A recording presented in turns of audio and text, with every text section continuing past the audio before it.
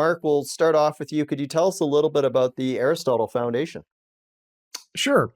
I always thought we needed a think tank in Canada that actually made people think about some of the issues of today. And those include cancel culture, identity politics, our approach to history, and urban issues, for example. So we champion reason, we champion democracy, democratic reform. We've got some ideas there. And an old fashioned word, civilization. It's not very civilized when people have to live on the street, for example. You know this, Colin, at Second Street, some of the great work you guys have done on housing issues. So championing reason, democracy, and civilization, we need to ask what some of the ancients like Aristotle, who we named this after, used to ask. What does the good life look like? So that's probably the best summary of why we set it up. And so what was the reason why you decided to start off with this book project? It's quite ambitious. Like I said, you've got 20 authors who have combined to write chapters for this book. It's a big undertaking. What was your thinking behind why you selected this topic? Well, Canada, like any country, is an oak tree, right? When you think about what an oak tree is, it shelters people below it. It's one of my favorite trees, right? The canopy is huge. And countries are like that, and civilizations are like that.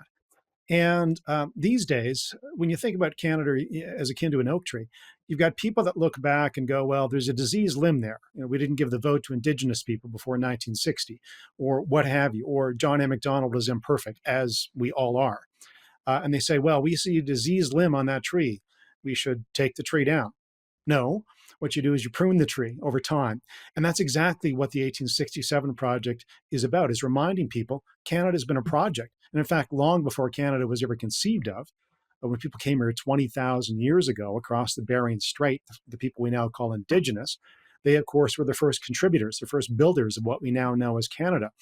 But so else, from the French fur traders to people who came, or set up the country officially in 1867, and someone that may have come from Ukraine 2 months ago to start a new life here. So, and Rima, of course, is a good example of that as an immigrant herself some decades ago. So everyone built Canada. So the 1867 project book was really about trying to help people think about Canada, why we should celebrate it, why we should cherish it, the sacrifices of people in the past, and what potentially we could do in the future. And we'll get into some of the topics in the book in a moment, including your chapter, Rima. But let's start with something that Mark alluded to. You're from Lebanon originally. You came to Canada, and correct me if I'm wrong, 1990. What was your thinking? You could have gone anywhere in the world. Why did you decide Canada?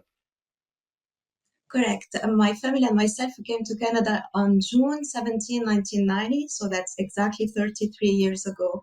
First to Montreal, Quebec, and then from there, after many years, I moved to Ontario, lived there, and then now in New Brunswick.